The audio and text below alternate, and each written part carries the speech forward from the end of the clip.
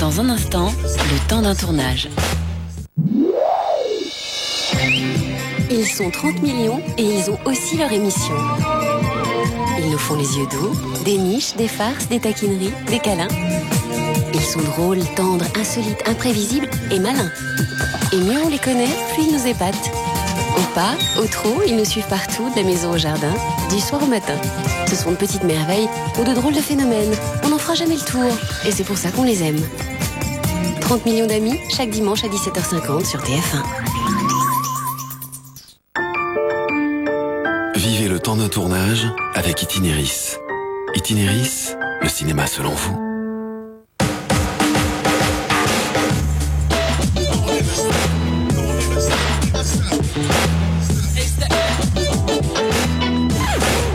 Belphégor, le livre d'Arthur Bernett, qui a déjà donné un film dans les années 20 et une série télévisée mythique, prend un coup de jeune avec la nouvelle version de Jean-Paul Salomé, dont Sophie Marceau a le rôle principal.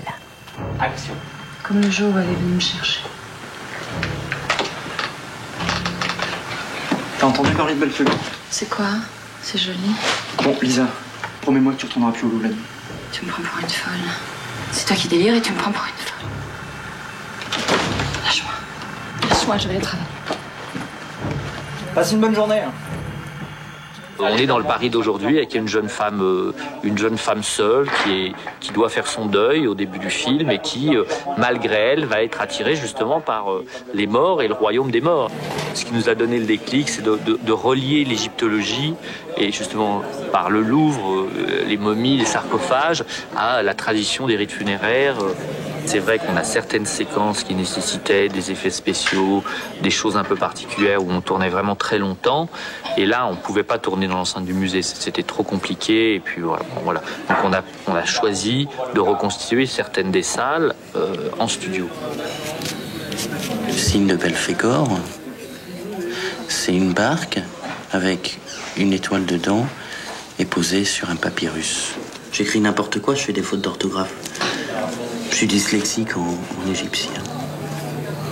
Le sujet de Belphégor, c'est une jeune femme qui découvre dans le Louvre un spectre, qui ne sait pas qu'elle va être nidifiée par ce spectre, et qui va se retrouver chaque nuit dans le Louvre à essayer de réunir des éléments pour passer dans l'au-delà, parce que le passage vers l'éternité n'avait pas été effectué. Auteur demandé.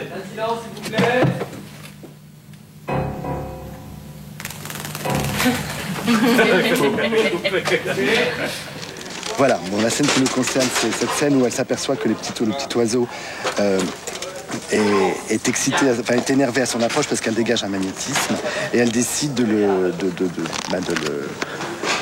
libérer. Et quand elle se retourne, elle s'aperçoit que les murs de l'appartement se sont resserrés, se sont refermés. Et les hiéroglyphes sont partout sur les murs, donc elle panique.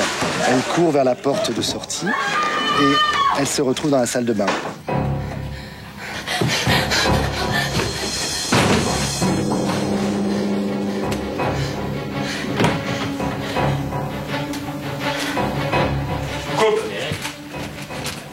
On tourne certaines scènes avec elle où elle est censée avoir des comportements un peu bizarres et des aptitudes physiques que tout humain n'a pas. 1, 2, 3. Et moi, je tenais à ce que ce ne soit pas une cascadeuse qui le fasse, pour qu'on puisse... Je trouve que c'est quand même intéressant quand on voit que c'est vraiment le personnage, la comédienne, voilà. Il y a aussi une partie de trucage, de câbles qu'on efface, de choses comme ça. Mais enfin, on est quand même suspendu, on est projeté sur les murs, voilà. Action. Elle est filmée avec ses câbles, elle est attachée de partout, on la tire, on l'écrase contre le mur pour être un peu sauvage.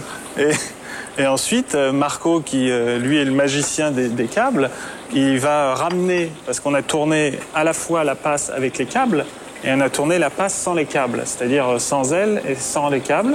Donc il ramène, à la place des câbles, il ramène le décor, ce qui fait que par cette manipulation, on voit plus les câbles et on a l'impression qu'elle vole complètement.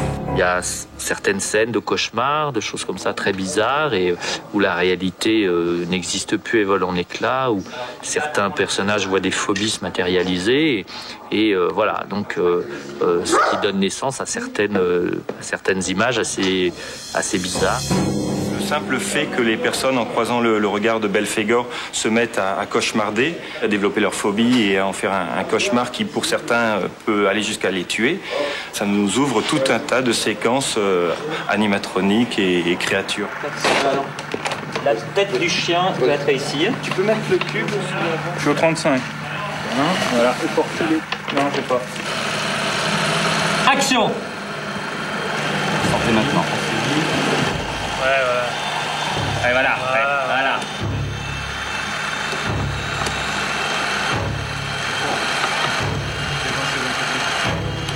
Coupé. On a eu énormément d'effets entre les séquences de cauchemars, les effets de transformation aussi de différents personnages qui se momifient. Donc là, on a aidé les gens du Morphing en créant différentes étapes à partir de l'empreinte du moulage du comédien, notamment Sophie Marceau, et en fabriquant différentes étapes de dessèchement jusqu'aux momies entièrement articulées pour des séquences de cauchemars. Voilà. Le film distille une angoisse, voilà, quelque chose, c'est pas du gore, c'est pas saignant, c'est pas des coups de couteau, des coups de hache, mais vous savez, c'est la peur du noir, c'est Belphégor quand même, c'est qu'est-ce qu'il y a derrière la porte, on est dans le noir, on est dans un musée vide, des bruits, des portes qui grincent, et puis par moments, des choses surnaturelles qui sortent. C'est dégueulasse.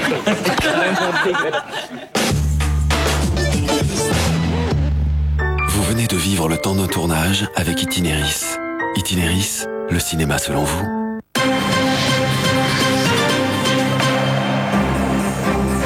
22 morts dans le crash d'un avion d'Air Caraïbes à Saint-Barthélemy dans les Antilles françaises. L'appareil s'est écrasé sur une maison, aucun survivant. » Alerte aux inondations dans l'ouest et en région parisienne. Dans les Yvelines, le préfet a demandé aux maires de plusieurs communes d'évacuer les habitants des bords de Seine. À Évreux, des dizaines de personnes ont déjà quitté leur maison. Les tricolores effacent le Japon au Stade de France, 5-0. Un festival offensif de bon augure à quelques jours d'un déplacement plus difficile mercredi à Valence pour affronter l'Espagne. Bonsoir. Un avion d'Air Caraïbes s'est donc écrasé ce soir près de l'aéroport de Saint-Barthélemy aux Antilles. Bilan 22 morts et 19 passagers, 2 membres d'équipage et une personne qui se trouvait dans la maison sur laquelle s'est écrasé l'appareil. Et l'avion assurait la liaison entre les îles Saint-Martin et Saint-Barthélemy. Le commandant de bord était un pilote confirmé. Il aurait eu des problèmes de navigation. Je vous propose d'écouter le témoignage d'un habitant de Saint-Barthélemy qui a assisté au crash. Je l'ai vu monter très haut. Avoir une perte de gaz et piquer la tête la première et hélas il s'est scratché sur une maison à 1 kilomètre de chez moi et ce que je voudrais dire c'est que bon c'est Air Caraïbes et que c'est un avion contenant maximum 20 personnes et que hélas il y a sûrement des Français vu que cet avion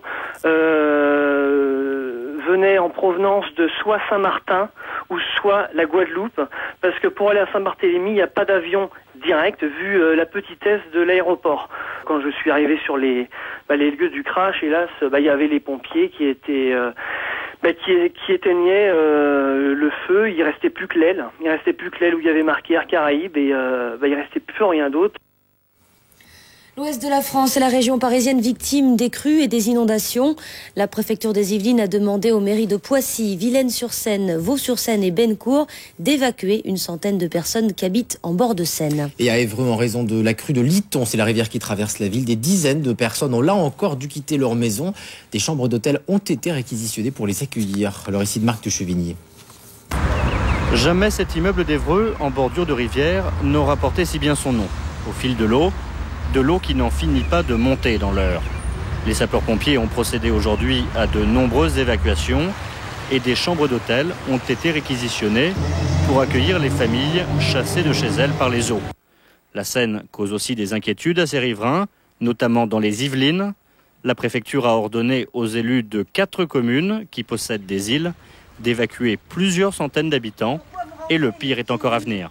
Débordé, donc la montée que vous voyez aujourd'hui et pour les 2 jours qui viennent, c'est l'Oise qui nous amène toute cette eau et on va monter encore de 40 cm environ d'ici lundi. À Poissy, 2 gymnases vont être équipés pour accueillir les habitants inondés. Et puis toujours dans l'Eure, on a retrouvé le corps de l'homme qui avait disparu jeudi dernier à Courteil. Il aurait été emporté par l'Avre, une rivière en crue. L'inquiétude après la découverte d'un deuxième foyer de fièvre afteuse hier à Mitry-Mory en Seine-et-Marne.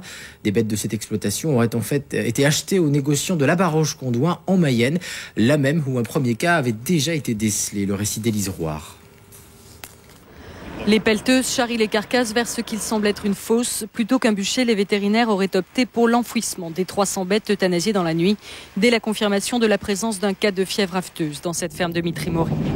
Un second cas directement lié au premier, découvert en Mayenne, puisque ces moutons avaient été livrés fin février par le centre de négoce de la Baroche-Condouin, en toute légalité, précise ce soir le procureur de Laval chargé de l'enquête.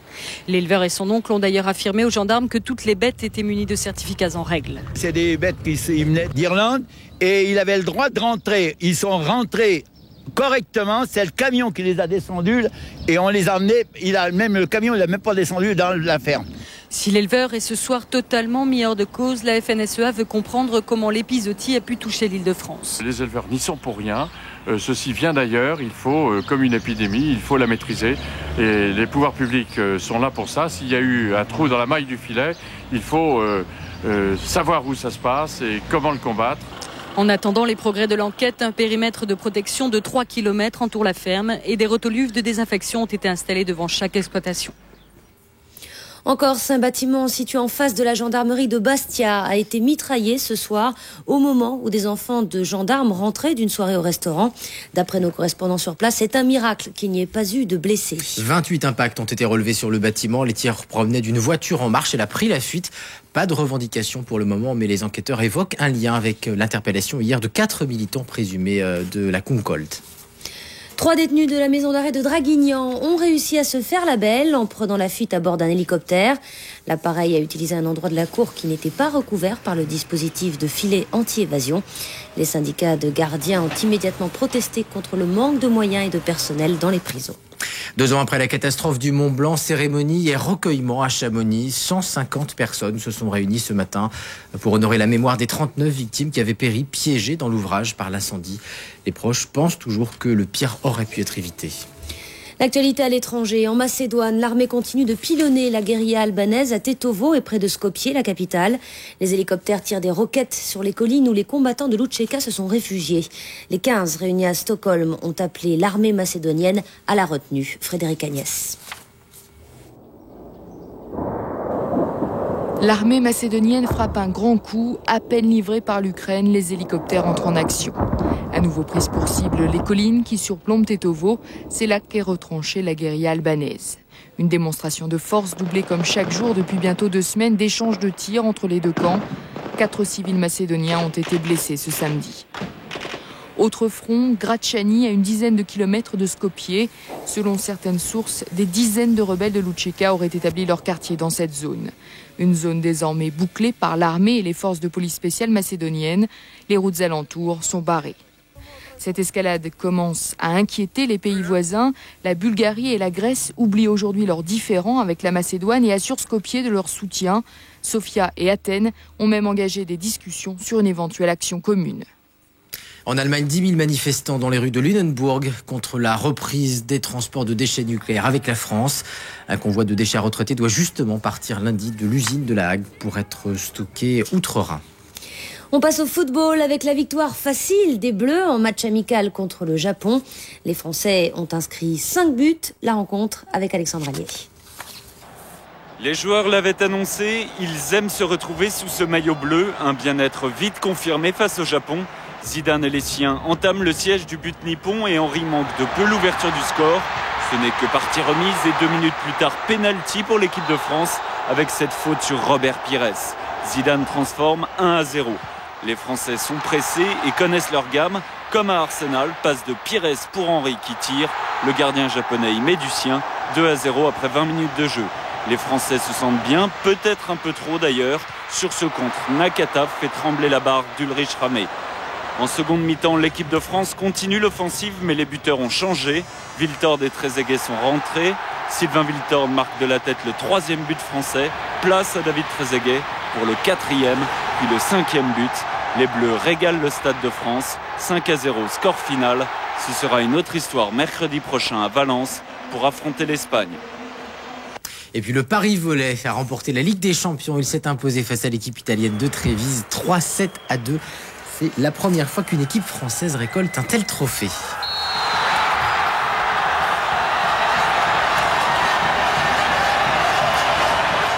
On termine avec une info pratique. On est bien loin de l'été, mais on en prend l'heure. Cette nuit, il va falloir avancer vos montres. À 2h, il sera 3h. La nuit sera donc plus courte. Et voilà pour l'essentiel, c'est la fin de ce journal. Merci de nous avoir suivis.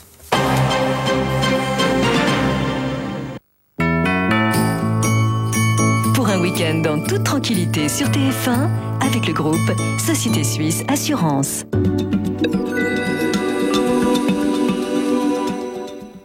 Bonsoir, il pleut ce soir, surtout dans le nord-est, sur la Champagne, sur la Lorraine, sur l'Alsace. Ce sont ces nuages qui sont arrivés dans un flux de sud-ouest, comme d'habitude, et qui maintenant sont très actifs sur ces régions du nord-est. Beaucoup de pluie, beaucoup de vent aussi. Il soufflera encore demain matin, mais demain après-midi, peu à peu, le vent va faiblir et les pluies vont devenir de plus en plus éparses. En revanche, sur la Bretagne, des pluies continues vont revenir. Elles ne devraient quand même pas être très abondantes. Sinon, du soleil sur le nord, du soleil dans le sud-ouest, mais quelques giboulées, pour nous rappeler que nous sommes toujours au mois de mars, grand soleil près du midi méditerranéen. Quant aux températures, demain après-midi, elles seront stationnaires dans le nord, 8 degrés à Cherbourg, 12 degrés à Paris, 11 degrés à Strasbourg par exemple. Elles vont baisser un petit peu dans le midi. Il faut dire que ce matin, on a relevé 26 degrés à Saint-Giron et cet après-midi, 27 degrés à Grenoble. Demain, du côté de Saint-Giron, sans doute des températures entre 17 et 19 degrés, 15 degrés pour Grenoble et le maximum pour Bastia avec 22 degrés. Lundi, regardez, il y a longtemps qu'on n'avait pas vu ça.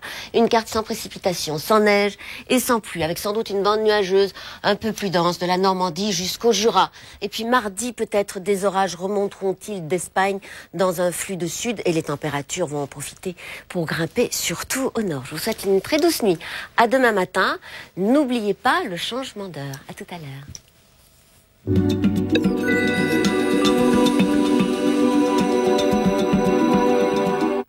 La météo avec le groupe Société Suisse Assurance.